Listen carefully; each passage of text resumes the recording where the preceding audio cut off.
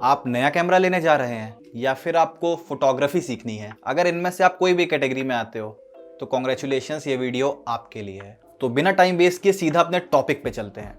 जिसके पास कैमरा है वो उसको मैनुअल मोड पे कर लो, और जिसके पास कैमरा नहीं है कोई दिक्कत नहीं है। आप इमेजिन करो कि जो आपका फ्यूचर कैमरा है उसको आपने मैनुअल मोड पे सिलेक्ट कर लिया है। अब इस कैमरे का पूरा कंट्रोल आपके हाथ में है, आप जैसे चाहो इसको यूज कर सकते हो। कैमरा अपनी तरफ से कोई सेटिंग नहीं करने वाला। तो एक बार फिर से कॉन्ग्रेचुलेशंस, आपने प्रोफेशनल फोटोग्राफर बनने का एक स्टेप ले लिया है। अब मैनुअल मोड को सीखने में आपको मेन 3 बेसिक चीजें सीखनी है: aperture, ISO and shutter speed. Aperture क्या होता है, अगर आपको इसका एक सेपरेट वीडियो देखना है तो लिंक डिस्क्रिप्शन में है, बट मैं आपको फिर से इस वीडियो में बताता हूँ। अपर्चर एक लेंस की ओपनिंग होती है, इसको हम एफ स्टॉप से डिनोट करते हैं। जितना ज्यादा एफ स्टॉप होगा, F8, F16, उतनी कम डेप्थ ऑफ फील्ड आपको मिलेगी, जिसको हम लोग बैकग्राउंड ब्लर कहते हैं, और उतनी ही कम लाइट कैमरे में एंटर होगी। जितना कम एफ स्टॉप होगा, F1.8, F2.8, उतना ज्यादा आपको बैकग्राउंड ब्लर मिलेगा और उतनी ज्यादा लाइट आपके कैमरे में एंटर होगी। तो अब सबसे बड़ा क्वेश्चन ये आता है कि हम लोग ज्यादा एफ स्टॉप कब रखते हैं और कम एफ स्टॉप कब रखते हैं। जब हम लोगों को कोई लैंडस्केप फोटोग्राफी करनी है जिसमें पूरा सीन हमारा फोकस में आना चाहिए, या फिर हम लोग एक वेडिंग में गैदरिंग की फोटो खींच रहे हैं जिसमें 7 से 8 लोग हैं और हमको सबको फोकस में लेना है, तब हमको अपना अपर्चर F8, F16 रखना होता है। और इसी जगह पे हम लोग जब ब्राइडल शूट करना है या फिर किसी का पोर्ट्रेट फोटो खींचना है तो हम लोग अपना एफ स्टॉप कम करके 1.4, 1.8 कर लेते हैं। साथ ही जब कभी बहुत लो लाइट होती है तो भी हम लोग को अपना एफ स्टॉप कम करना पड़ता है ताकि कैमरे में ज्यादा लाइट एंटर हो।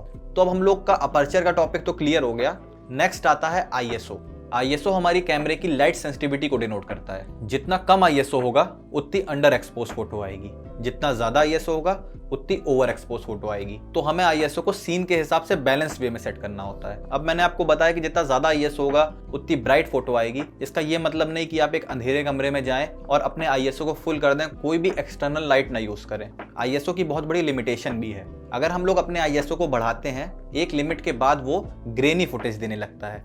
इसके साथ ही आईएसओ एक बहुत इंपॉर्टेंट फैक्टर को अफेक्ट करता है जिसको हम कहते हैं डायनामिक रेंज। तो डायनामिक रेंज क्या होती है, इसको मैं आपको एक एग्जांपल से समझाता हूँ। सपोज करो कि आप एक पेड़ के नीचे खड़े हो ब्राइट डे में, और मैं आपकी एक वाइड एंगल फोटो लेने जा रहा हूँ। तो जहाँ पे आप एक पेड़ के नीचे शेड में खड़े हो वो उस इमेज का डार्केस्ट पार्ट होगा, और जो स्काई है, ब्राइट डे है, वो उसका ब्राइटेस्ट पार्ट होगा। तो किसी इमेज के डार्केस्ट पार्ट से लेके ब्राइटेस्ट पार्ट तक की जो रेंज होती है उसको हम लोग डायनामिक रेंज कहते हैं। आईएसओ जितना कम होगा उतनी अच्छी डायनामिक रेंज आएगी। आपको मैं आसमान का एग्जांपल दे रहा था, तो स्काई में आपको बादल और भी चीजें एकदम क्लियर दिखाई देंगी।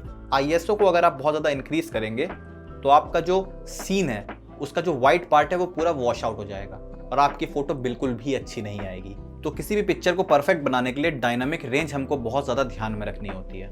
नेक्स्ट मोस्ट इंपॉर्टेंट टॉपिक आता है शटर स्पीड। शटर जो होता है वो हमारे कैमरा सेंसर के ऊपर लगा होता है। जब हम लोग कोई फोटो क्लिक करते हैं तो वो शटर खुलता है, लाइट एब्जॉर्ब होती है और वो शटर बंद हो जाता है और हमारी एक फोटो क्लिक हो जाती है। जिस टाइम स्पैन पे ये प्रोसेस होता है उसको हम लोग शटर स्पीड कहते हैं। जितनी ज्यादा शटर स्पीड होगी हमारे उतने स्टडी शॉट्स आएंगे, लेकिन उतनी ही कम लाइट एब्जॉर्ब होगी। जितनी कम शटर स्पीड होगी उतने ज्यादा शेकी शॉट्स आएंगे और उतनी ही ज्यादा लाइट हमारे कैमरे में एब्जॉर्ब होगी। हायर शटर स्पीड को हम लोग तब सेट करते हैं जब हम लोग किसी फास्ट मूविंग ऑब्जेक्ट की फोटो ले रहे होते हैं, जैसे कोई मूविंग कार, कोई बच्चा दौड़ रहा है, कोई एनिमल है। वेडिंग केस के सिनेरियो की बात करें तो कोई डांस कर रहा है। तो इस केस में हम लोग को जो शटर स्पीड है वो ज्यादा रखनी होती है। कम शटर स्पीड हम लोग ज्यादातर तब रखते हैं जब हमको लॉन्ग एक्सपोजर शॉट्स लेने होते हैं, लाइट स्ट्रीक्स लेनी होती हैं, और इसके लिए हमको ट्राइपॉड की नीड होती है, वरना पूरी फोटो शेकी आ जाएगी। तो दोस्तों अब हम लोगों ने अपर्चर, शटर स्पीड और आईएसओ की बात कर ली, लेकिन इसके आगे क्या? तो मैं आपको फिर से 3rd बार कॉन्ग्रेचुलेशंस कहना चाहूंगा कि अगर आप लोगों ने ये वीडियो यहां तक कंप्लीट किया तो आपका 80% डाउट क्लियर हो चुका है।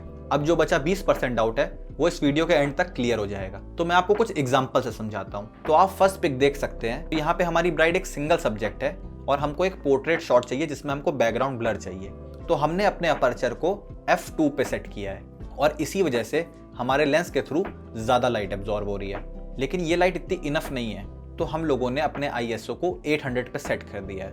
और यहाँ पे हम लोगों ने कोई एक्सटर्नल स्पीड लाइट नहीं यूज की है कैमरे में, तो हमने अपनी शटर स्पीड को भी कम रखा है F250 पे, जिसकी वजह से हमको एक परफेक्ट शॉट मिला।